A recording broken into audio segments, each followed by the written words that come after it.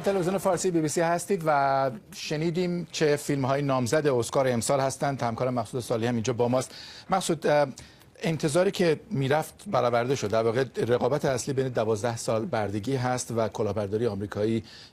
12 سال بردگی در 6 بخش نامزد شده، کلاهبرداری آمریکایی هم در 7 بخش نامزد شده. درسته. در واقع در این رشته‌های اصلی کلاهبرداری آمریکایی فعلا یک پله جلوتر از 12 سال بردگی، با وجود اینکه به نظر میاد شاید با اعلام رشته‌های دیگه‌ای مثل فیلمبرداری، مثل در واقع کارگردانی هنری، خب 12 سال بردگی یا جلو بزنه یا برسه، هنوز نمیدونیم. ولی در همین جام چند تا مورد غافلگیر کننده وجود داشت.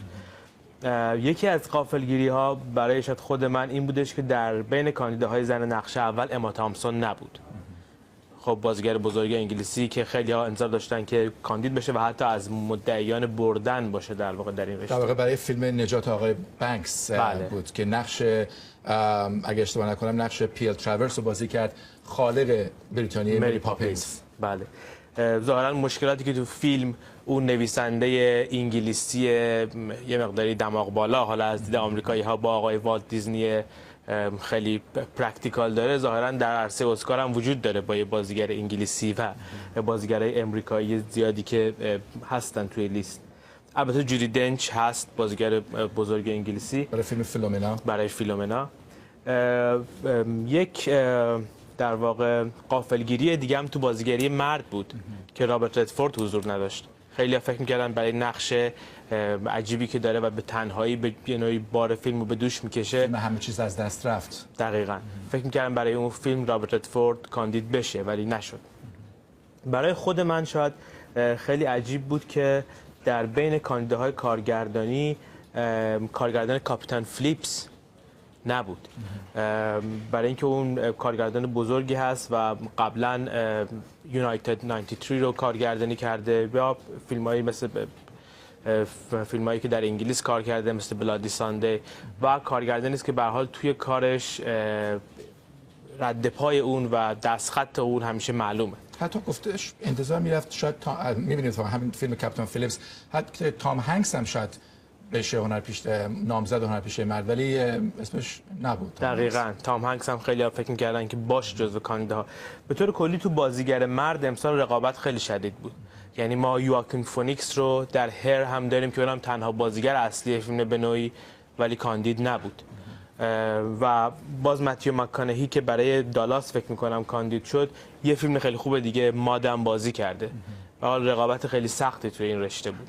و خیلی جالبه که جنیفر لورنس که نامزد بهترین هنرپیشه مکمل زن هم شده اینجا، درسته. او 23-24 سال بیشتر نداره، ولی پارسال هم به خاطر دفترچه امیدبخش اسکار رو برد. یعنی پدیده خارق العاده الان در هالیوود چه نقش‌های متفاوتی هم بازی می‌کنه. حتی خیلی منتقدا اعتقاد دارن که این نقش دوم رو هم باید به اون بدن اگر جسارت اینو داشته باشن که به بازیگری با این سن کم 2 سال پشت سر هم اسکار بدن. که الان داریم اتفاقاً صحنه‌ای از اون فیلم رو می‌بینیم. امی آدامز هم کاندیده و بیل بازیگر مقابلش. فیلم کلاهبرداری آمریکایی. یعنی که به هر حال و من یک آن متوجه نشدم، یعنی از دستم رفت چند تا فیلم برای بهترین فیلم امسال نامزد شدن. برای بهترین فیلم فکر می‌کنم که 9 تا فیلم. کلاهبرداری آمریکایی، کاپیتان فلیپس، کلاب دالاس، جاذبه، هر، نبراسکا، فیلومنا، 12 سال بردگی و گرگ وال استریت. مثل پارسال پیارسال که در واقع نشون دهنده اینه که چقدر رقابت امسال زیاده که 9 تا فیلم نامزد بهترین فیلم شده. دقیقاً. حتی بعضی‌ها میگفتن کاش دهمی هم اضافه بشه و مثلا بلو جاسمین یا جاسمین آبی توی فیلم هم باشه، ولی جاسمین غمگین. دقیقاً. حالا در بخش دیگه خبری بیشتر صحبت می‌کنیم، ولی نهایتاً باید صبر کنیم برای حدود 6 هفته دیگه که ببینیم که چه کسانی اسکار امسال میبرن. برای فعلا متشکرم از مقصود صالحی.